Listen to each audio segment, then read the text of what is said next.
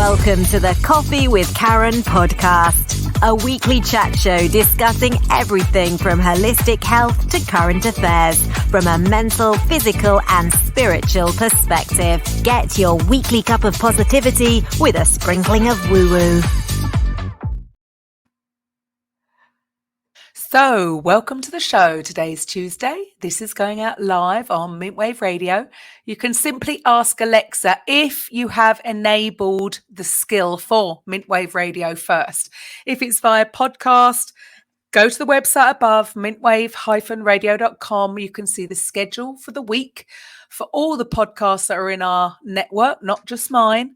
Feel free to download the app for Apple and Android and subscribe to any that take your fancy. Now, today's episode is 167, and today we have Diane, who is an author and a positive psychology coach. And we're going to be talking about finding a peace in a challenging world. Now, I'm your host, Karen Roberts, helping coaches and therapists to get their message heard to the people who need to hear it. Now, Diane Dreher, PhD, is a best-selling author, researcher, and positive psychology coach.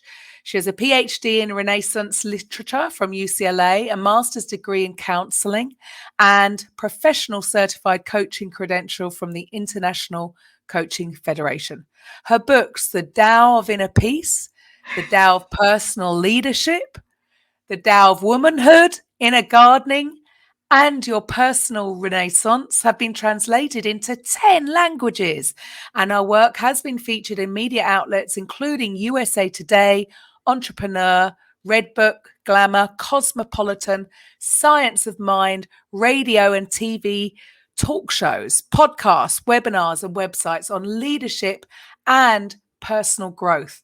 So that is a pretty impressive resume there, Diane. So welcome to the show. Thank you. I'm delighted to be here today. So with everything that you do, would you like to first of all just share with the audience a little bit about your backstory there?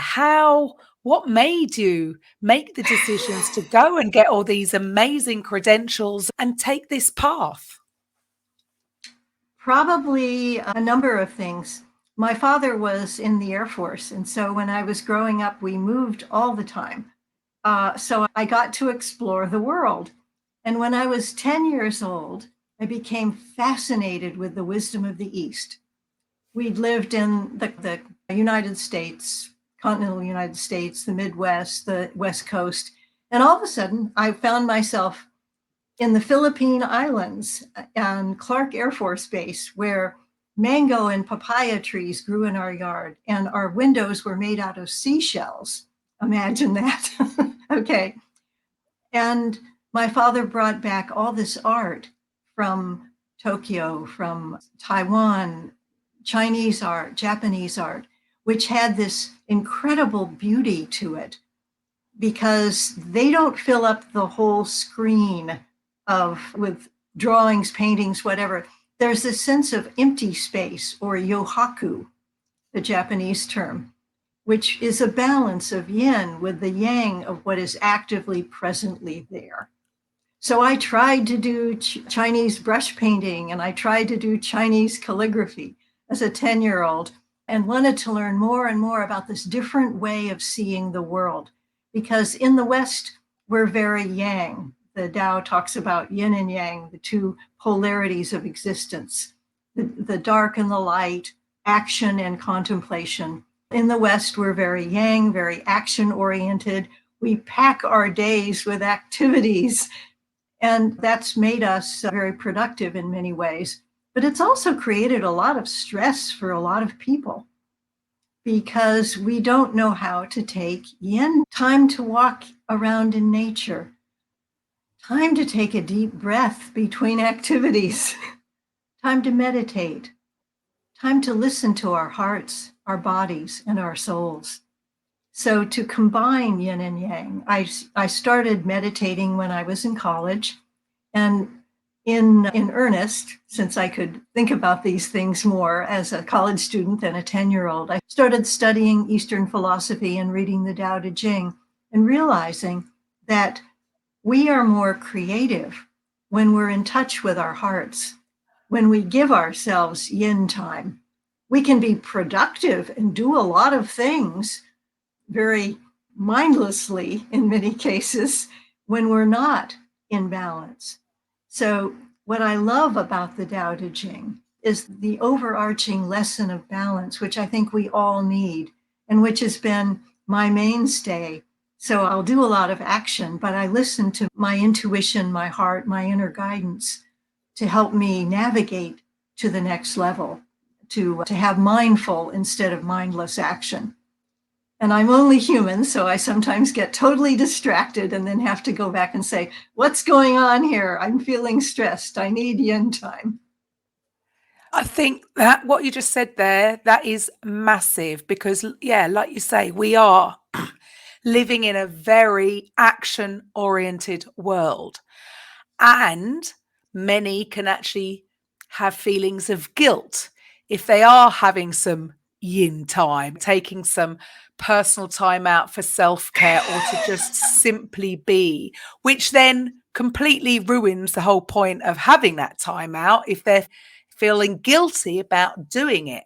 And what you said about space, yes, I suppose I've never really looked at it like that before, because we would want to fill a painting up with things and objects, and actually it's the space that's in a room that makes a room. It's not the things that are in it. But why is it that we in the West have been so focused on the things rather than appreciating or even being aware of the space? That's an excellent question. If you look at East and West in terms of the globe, there's a lot more meditation that goes on in Asia, in India, in the East than in Western Europe and the continental United States and Canada for that matter. Why is that? It's deeply embedded in the culture and it just reinforces itself. I remember when I was a child, I used to love to climb trees because my parents couldn't reach me up there. And I could be there looking out at the world and up at the sky and just being one with nature in the tree and wouldn't be called down to do my chores. Again, the Air Force, the military is very yang. Okay. And my mother was very yang. So when she would see me reading a book, she'd say, "You're not doing anything important. Why don't you go dust and vacuum the living room?" This was not very helpful. So I would climb trees and get above it all, literally, or go hide so that I could have yin time because I need it. And I think we all need it, but we get called lazy when we're taking our yin time. You're just sitting there doing nothing. Absolutely. But in the doing nothing, you're actually doing a lot of good, a lot of good. So what would you say? This is, Eastern, all this Eastern philosophy obviously is thousands of years old. You mentioned there the Tao Te Ching, which I don't personally know anything about, but I know it was written thousands of years ago. But so what can it offer us today in this world, in the society that we're living in? Okay, the Tao Te Ching was written over 25 centuries ago by a Chinese wise person named Lao Tzu. And it was written during something called the Warring States period in ancient China, when there was a lot of commotion, upheaval, and life as he had known was changing dramatically. So I think that our time is also a time of upheaval, of tremendous change and challenge. So Confucius, who was a contemporary of Lao Tzu, said, the way to find greater order is to obey and honor your family, and that there are all kinds of social traditions to follow. Lao Tzu, on the other hand, went out walking in nature and found renewed hope and peace of mind by connecting with the lessons in a mountain stream, a grove of bamboo, or the changing seasons. So that nature offers us lessons, inspiration, and hope. A mountain stream. He wrote about the power of water, which is gentle and nurturing, and yet with perseverance can cut through solid rock. For example, the Grand Canyon carved by the Colorado River. Okay. It takes time, however, and patience and perseverance. So that lesson is something that we can learn from the Tao and from nature instead of expecting something to happen instantly.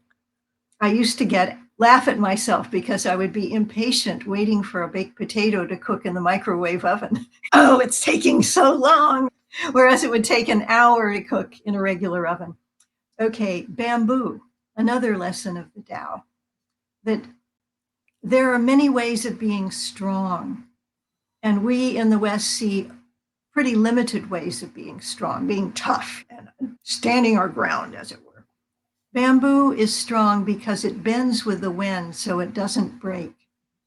A lot of our trees have fallen down in the wind out here in Northern California with all the storms because they could not bend. Whereas if you have flexibility, that's a strength that we can learn to be flexible. And finally, the changing seasons. There are 4 seasons, and in most places, even in Northern California where I live. And there are times of new beginnings: spring, summer, fall, harvest, recognize the fruits of our labors. And then there's winter, which is a time of contemplation, reflection. And even in California, you cannot plant tomatoes in the wintertime. It just doesn't work, okay? So that recognize that we, like nature, have our own cycles and to be patient with them. Sometimes we get all excited being yang, getting things done, but it's important to take, after the time of activity, to just take some time to reflect on what we've learned from the process and how we can move forward. There's a story which I find very interesting. After World War II, there was a leadership practitioner, W. Edwards Deming, who had this idea of total quality management, that you make a plan and then you execute the plan, you accomplish your objective. And then you stop and ask, what can we learn from this? How can we do it better next time? And that is a quality cycle. So the next time you have a new beginning, start the project, get into it, and then finish it, to pause and ask, what have we learned from this cycle? How can we do it better next time? So we went to the Detroit automobile manufacturers and proposed this cycle, and they said, why? We don't need to do that. We just put new fins on the cars and all the same engine and, churn them out the next year. This would slow us down. So he took his theory to Japan, and they started using it, and they came up with cars that had better mileage, that were constantly improving with this cycle of total quality management because of this time of reflecting. So as human beings, we can take yin time as a resource. And a lot of people have lately. There's this great resignation because during COVID, people had to work remotely or got laid off or their lives changed dramatically. And we couldn't do a lot of the things we had gotten used to doing. So we had all this yin time. We were, as one of my friends called it, under house arrest, just home all the time. And climbing the walls, being frustrated. A lot of people started taking walks outside because they couldn't do much else. So unbeknownst to them, they were practicing yin time and they were getting back in touch with nature. And what happened was that they started reflecting on their lives, thinking, I don't want to do this same job for the next decades of my life. I think that there's something else calling to me. So they quit. And we have all this change happening because people have been reflecting and asking the questions. Yeah, that makes so much sense because, when you're in the rat race, they don't have time to stop and reflect because it's just get home and go to sleep. Yes, I didn't put the two together. I knew lots of things were changing, but hadn't thought of that was the reason why.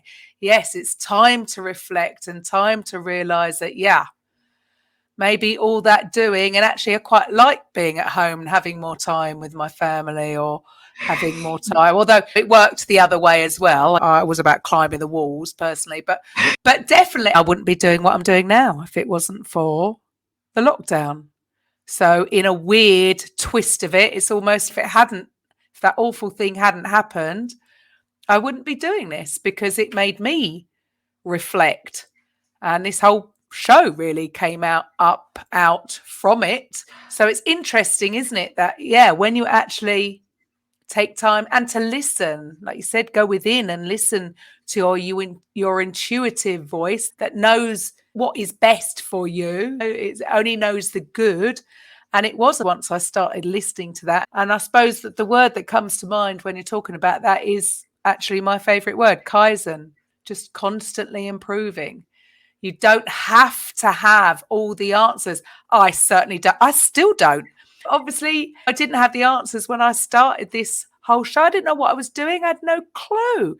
It's been a learning process. And like you say, as long as you just keep looking at it and reevaluating it and tweaking it, because this is what holds so many people back, doesn't it? Because they're waiting for it to be perfect. Yeah, and they're waiting for security and certainty. And there's no security and certainty in the creative process. A Xerox or a photocopying machine will just make copies of what already was, which is what happens when we're stuck in a secure, predictable situation. But creativity is dealing with the unknown. It's part of an ongoing process of renewal and growth, which is frightening to some people. Some people don't like change. They don't like uncertainty. So the Tao also tells us that we don't need to jump into a completely new possibility. People don't run marathons, just get up one morning and run 26 plus miles. That just doesn't work. You have to train for it and work up to it and gradually increase your distance and your stamina. The Tao says that a building over 9 stories high begins with a handful of earth. A tree that larger than your embrace starts with a single seed. And the journey of 1,000 miles begins with a single step. And that one step leads to another. It's a treasure hunt. We take a step, we discover something new, we learn from that, and we take the next step. So it requires faith in the process, which being out in nature helps me recognize. And it also helps me recognize that we each have unique talents. There's never been anyone exactly like you. No one in the world in all known history has had the same fingerprints. We are unique parts of the greater whole.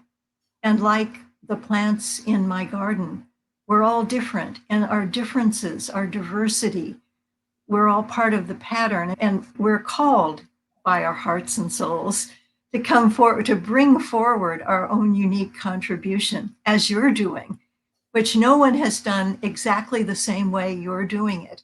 And we need it. And there's a sense of joy in doing that, and also a sense of joy in seeing other people having the courage to reach out and become who they truly are. And that's it, isn't it? Is all you got to do is show up. It's funny, isn't it? Look, I can have a real tendency to overcomplicate things, and I overcomplicate it, and then I have to take a step back and simplify every single time.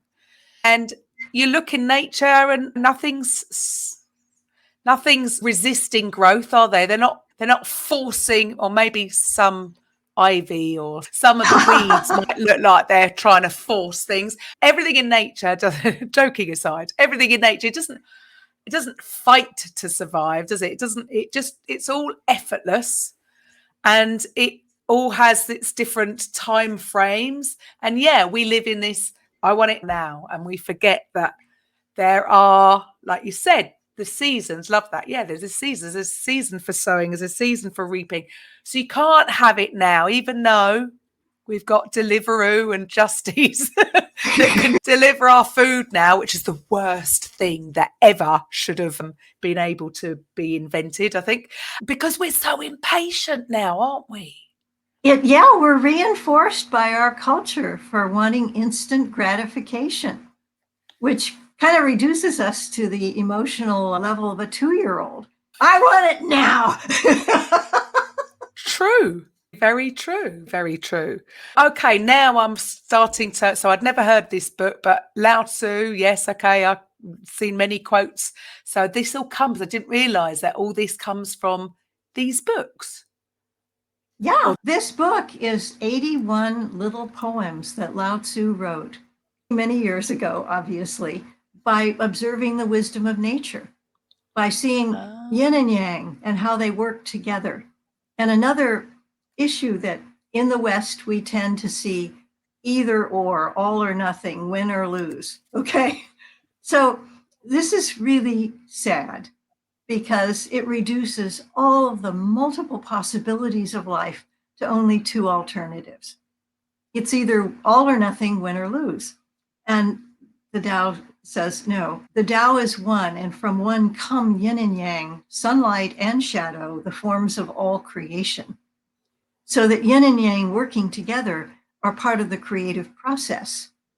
What happens with a lot of people is they'll be working on something and they come to an impasse and they can't see the next step, the next solution. Impatiently, they'll push through and just finish it, and it's not the best, but they just want to get it done.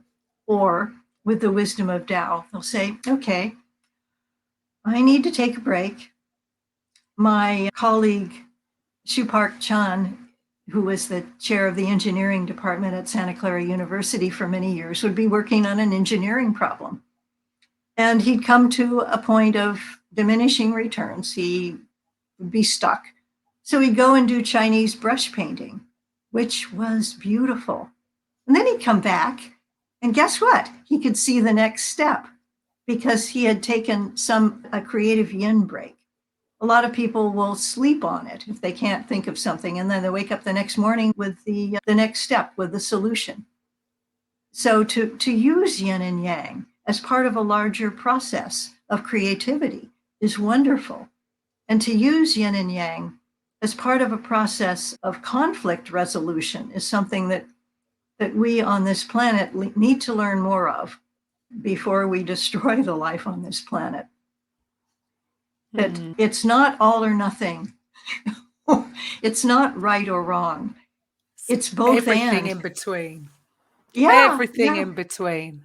Yeah, I wonder why we have become so detached here in the West. And I'm sure for a lot of people still in the East, not everybody is still reading these old texts. They've unfortunately become westernized. Yes, that's true. So they too might be starting to become more detached. I have found that through, I call it my practicing being. I'm just, because, obviously I can talk a lot. You've not noticed, have you? I can talk a lot, always have done. And so it was actually when I verbally and mentally, like if you're in the shower, that's when you have your aha moment. So yeah. It makes sense that we have to find a way to, I call it dancing in between. There's times of unthinking. There's times of thinking is a tool to be used, and then the doing. But coming back to I love that. We need to find balance again, don't we? Yeah, and there are a couple of reasons why I think we get so yang, so limited, is that stress, chronic stress, puts us into a defensive posture, right? Fight or flight or freeze. So we only have a couple of ways of reacting. If we're being chased by a tiger, or we need to jump out of the way of a car when we're in the crosswalk, that saves our life. We need to act quickly. We need to react. And we don't sit there thinking, oh, isn't that a beautiful animal that is trying to eat me? Or, oh, what kind of car is coming at me? Is it a Tesla? Oh, how delightful. It's good for the environment. No, you jump out of the way. You don't think, you don't reflect, you don't see all the possibilities because it's a survival mechanism. So when we're under chronic stress, our higher brain centers shut down temporarily, and we don't think creatively. We don't reflect. We don't listen to our intuition. All we do is jump out of the way to save our lives, right?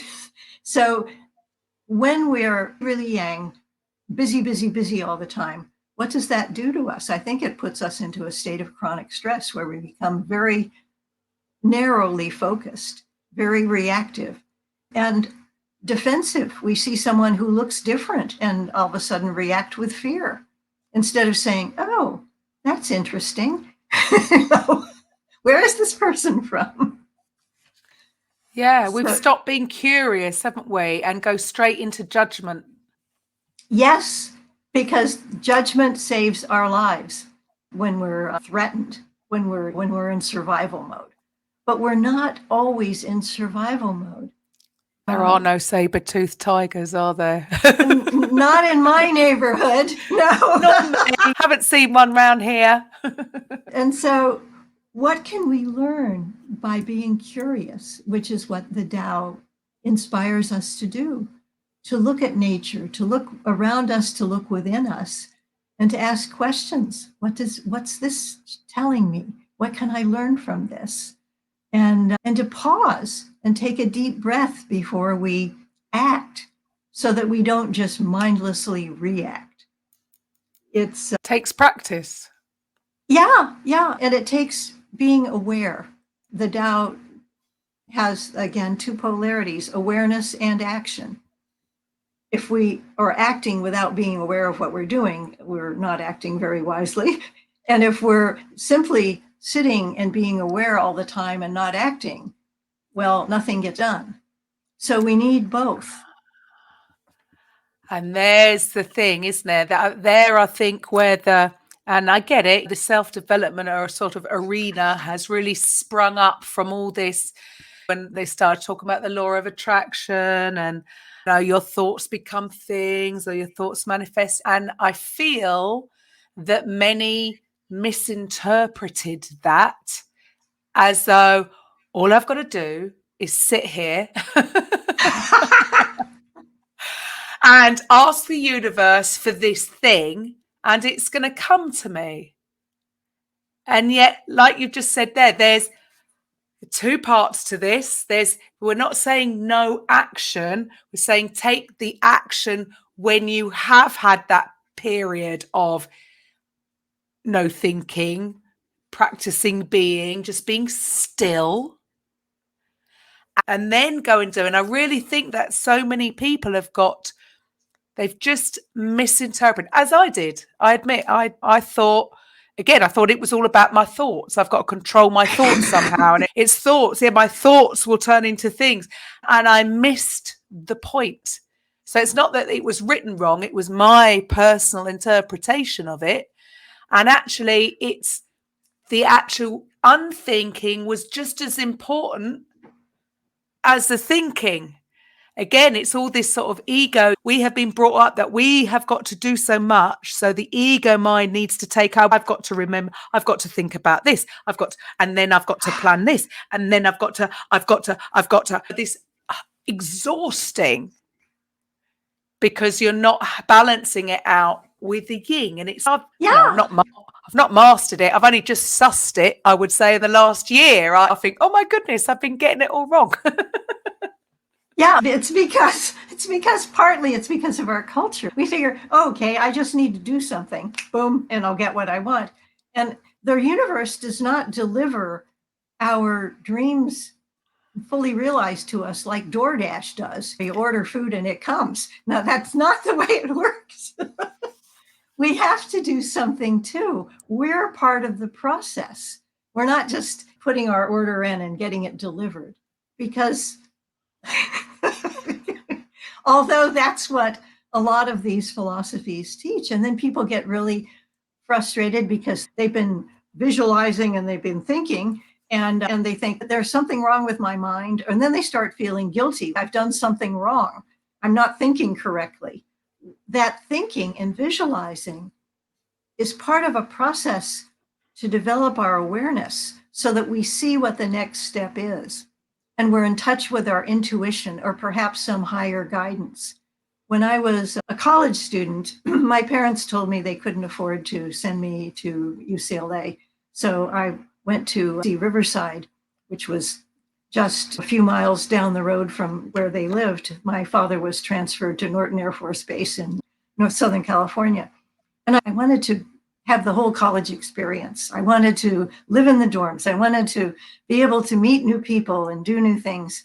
And instead, it felt like I was simply back in high school. So I thought, if my parents can't afford to send me to college, I'm going to have to get a job. I had 1 year of commuting. And then that summer, I was working these temporary office jobs and drove my parents' old red Volkswagen down 14th Street in Riverside, past the Press Enterprise office, which was our local newspaper. And this thought filled my mind saying, you're a writer, you should work there. Okay, I made a U-turn, went into the parking lot, walked in the door and said, as a teenager, right? As the shy teenager, hi, I'm Diane Veer. I'm a writer. I'd like to apply for a job. They said, oh, okay, said one of the reporters, go upstairs to the personnel office. And so I did. And I filled out these forms. And they said, okay, our college intern just gave notice this morning. Can you start work on Monday? Whoa. I was visualizing, I wanted to get a job that would help me pay for college, but I had to do that. And what I got was an intuitive hit that steered me in that direction. No, I personally didn't know that they were in need of hiring another college intern. It was a part-time job. Newspaper offices are open 24/7. I could work it around my class schedule. And guess what? It was just enough money to pay for the dorms, room and board, all my books, my tuition, and everything. And I worked my way through college and I met all these reporters and learned what it means to be a writer. That's both awareness and action. There you go. That's putting the two together. And there you go. See, I used to say to my girls, they're older now, but I used to say, nothing's going to happen when you're sat on that sofa. Yeah. It's to say, look, things happen when you're out talking to people. It might be a random conversation with the person behind the bar of the coffee shop, or it could be somebody hears a conversation, says, oh, yeah, my friend was just saying the other day. And isn't it, this is what people are missing. This is how it happens, all these synchronicities. You put out this thing, but you've got to get out there to put yourself in the position for these. They might have said, oh, no, we don't need anybody, but the office down the road they were just saying, and this is how it happens. I love that. I love hearing things like that. But you, oh man, I'm just a little bit jealous because you sussed it out when you were a lot younger. Occasionally, I would fall back into I've got to do it all myself.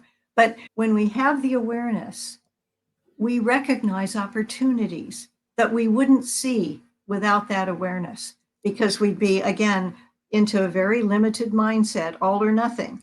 And at that point, I was feeling like I was getting nothing but these little part-time office jobs, temporary part-time office jobs, which were not going to do it. But I was at least out there. If I'd been sitting home on the sofa, I would not have passed the newspaper office and gone in. Okay. There you go. Yeah. If you were feeling sorry for yourself and poor me and, oh, I'm not worthy and I'm not good enough, but you just went for it. Love it.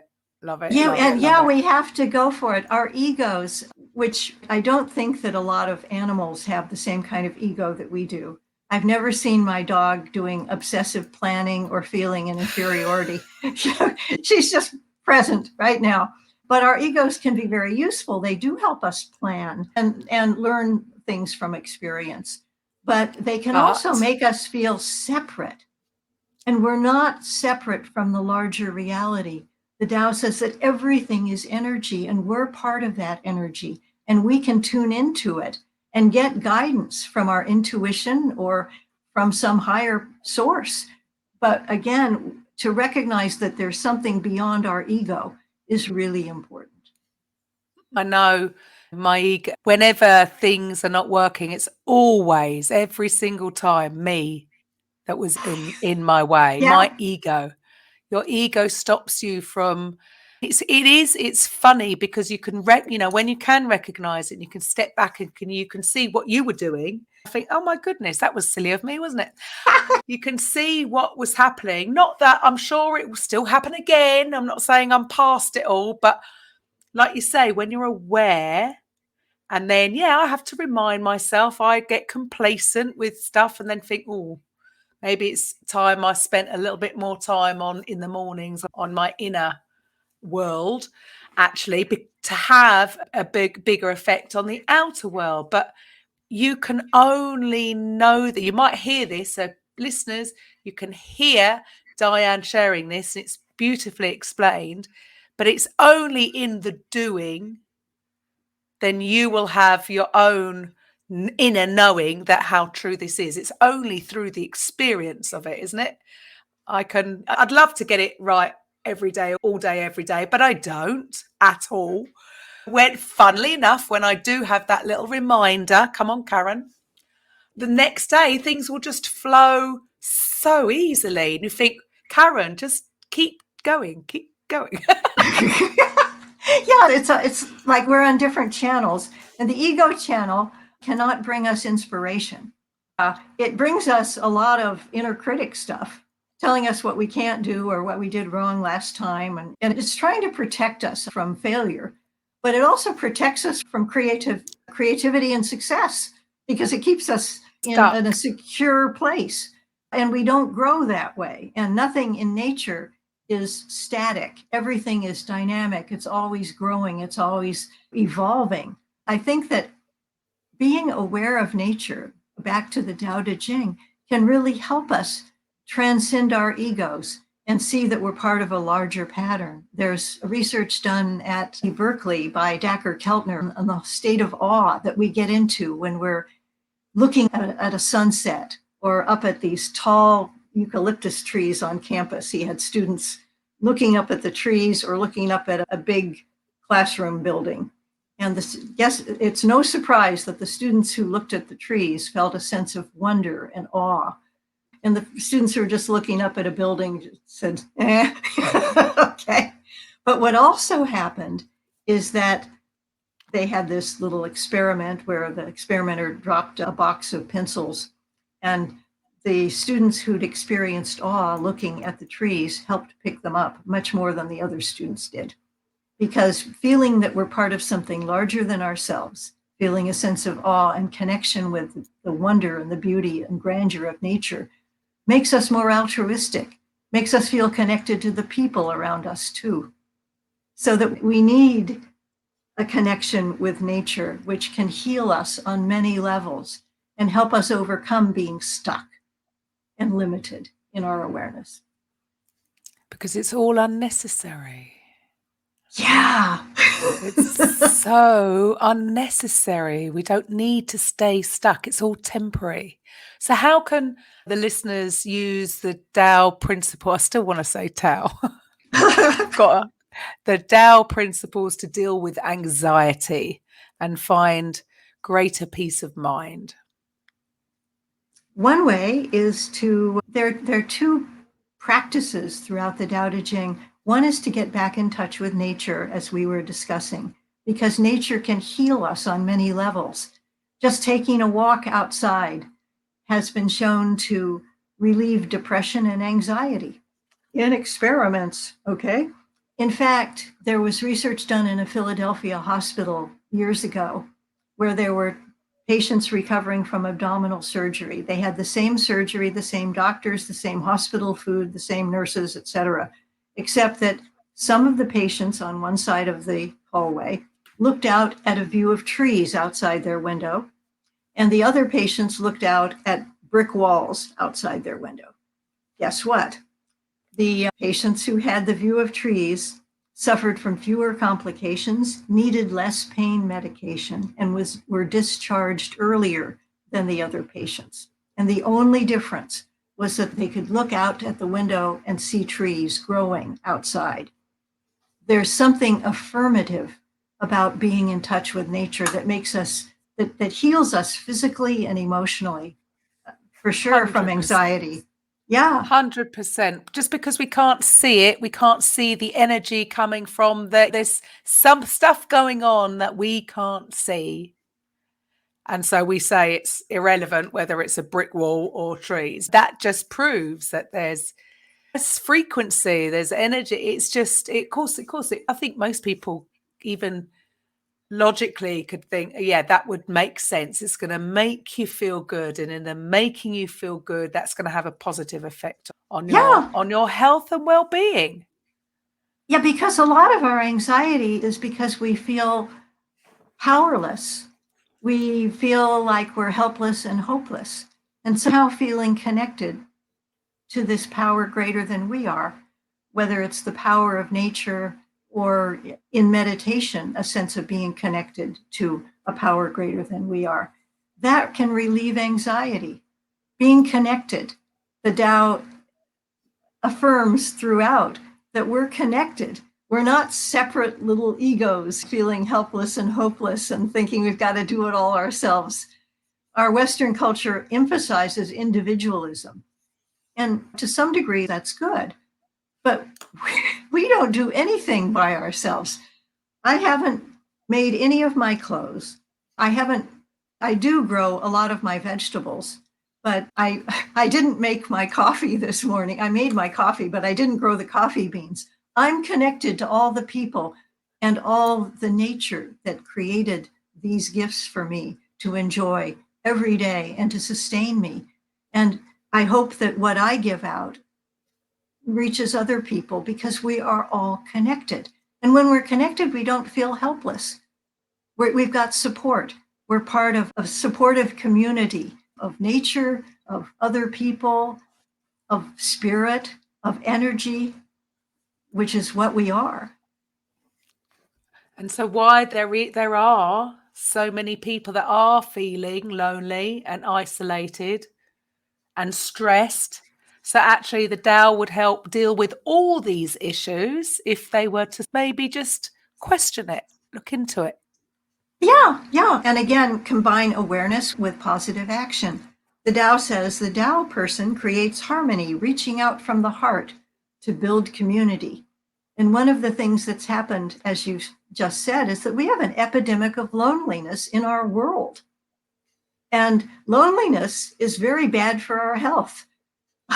It's apparently, according to one study, worse than smoking 2 packs a day because it lowers our immune system and it increases inflammation. It does all kinds of bad things for us. Okay. Makes us feel anxious, makes us feel helpless. High blood pressure, poor sleep quality, eating disorders, metabolic syndrome, depression, all of this comes from social isolation and loneliness. So what can we do? We, again, as the Tao says, the journey of 1,000 miles begins with a single step. We can take one step out to connect, whether it's taking a walk in our neighborhood and waving at a neighbor. What does that do? Apparently nothing tangible that we can see. But a psychologist named Barbara Fredrickson in North Carolina has done research on what she calls micro moments of connectivity, which waving at a neighbor, saying a kind word, or just smiling at the clerk at the grocery store, these little connections can actually activate our immune system, decrease inflammation, and make us healthier and emotionally happier. Just one little connection like that. And we need those connections with our community, as well as connections with our loved ones who are closer to us. And to write somebody a thank you note. There's studies, again, at UC Davis about the importance of gratitude, to thank someone. 100%. Yeah, which again makes the person who gets the thank you note feel good, but it makes the person who is expressing the gratitude feel good.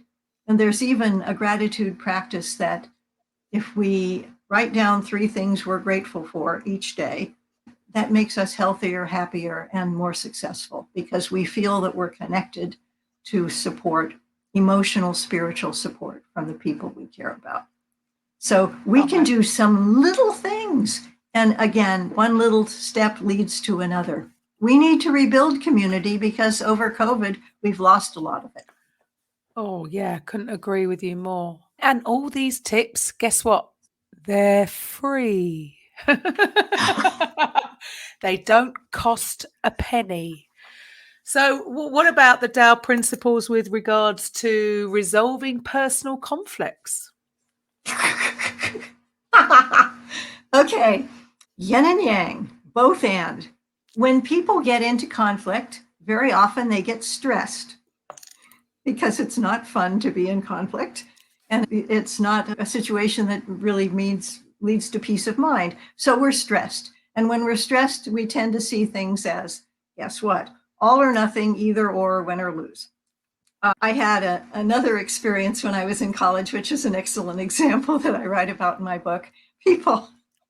I changed the names of some of the people because I don't want to embarrass them. But at any rate, I was a junior in college, working my way through college at the newspaper office, just so excited. And I wanted to go to grad school, and I loved learning.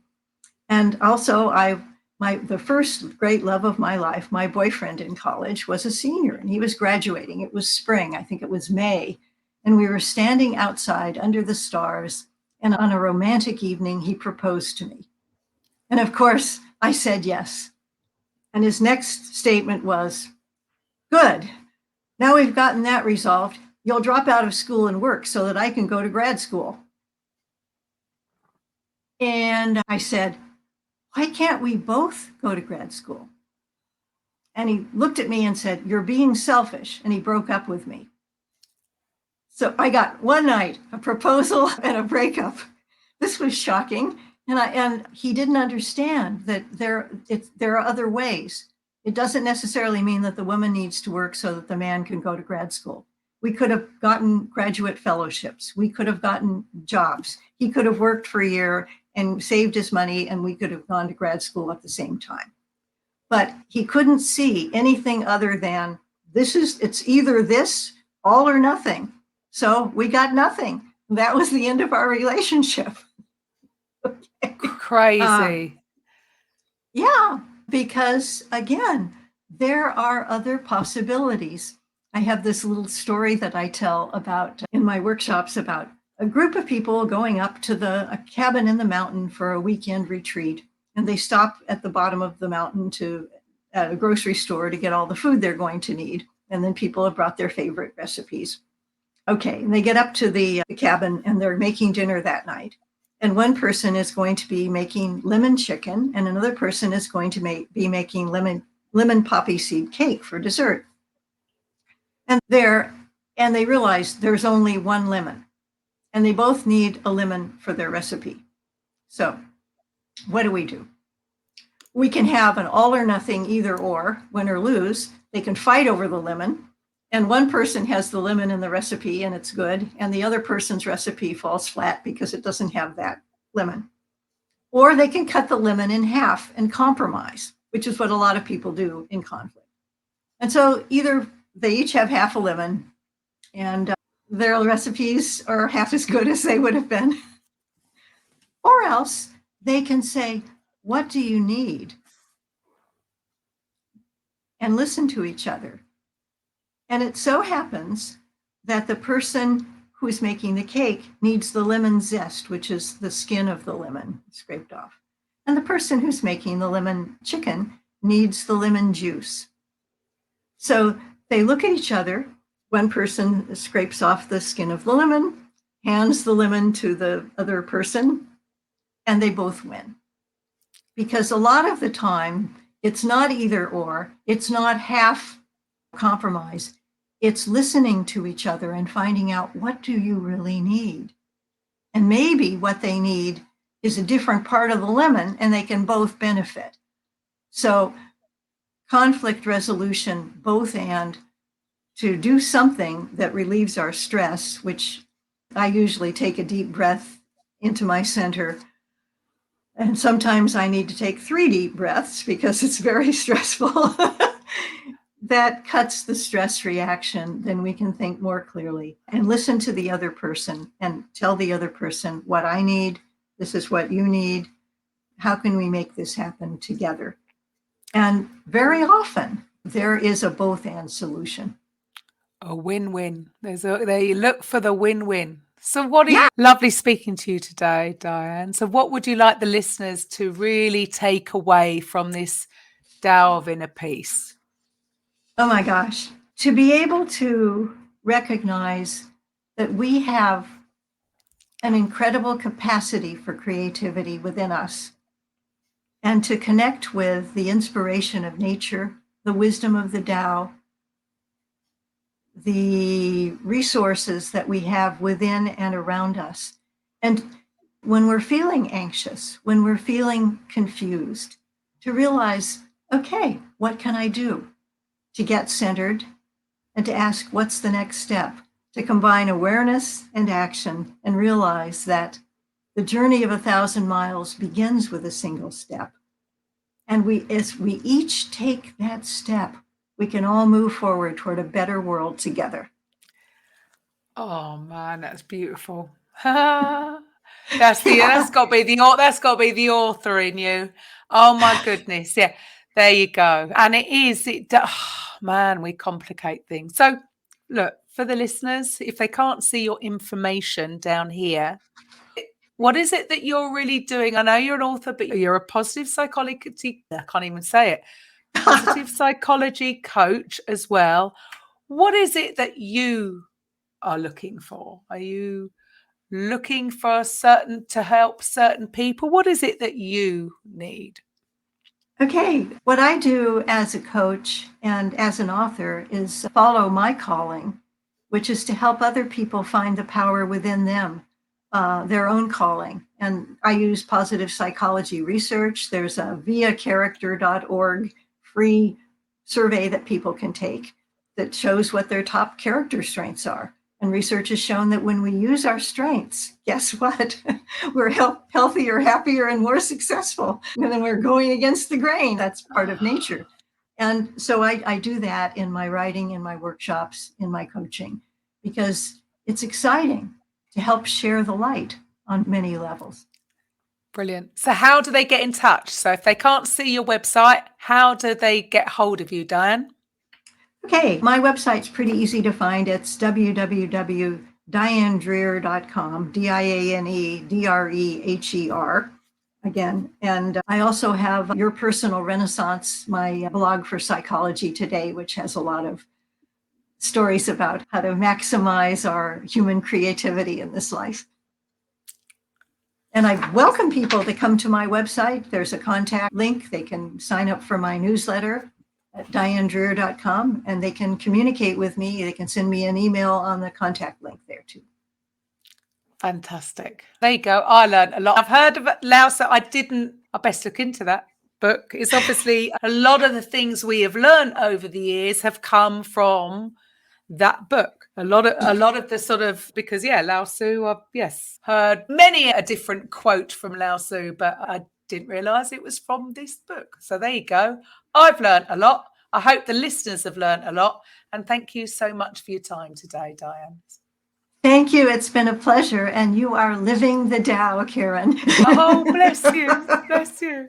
Thank you so much. And to the listeners, well, I will be back on Thursday with a Coffee with Karen. Bye for now. Coffee with Karen podcast, a weekly chat show discussing everything from holistic health to current affairs from a mental, physical, and spiritual perspective. Get your weekly cup of positivity with a sprinkling of woo.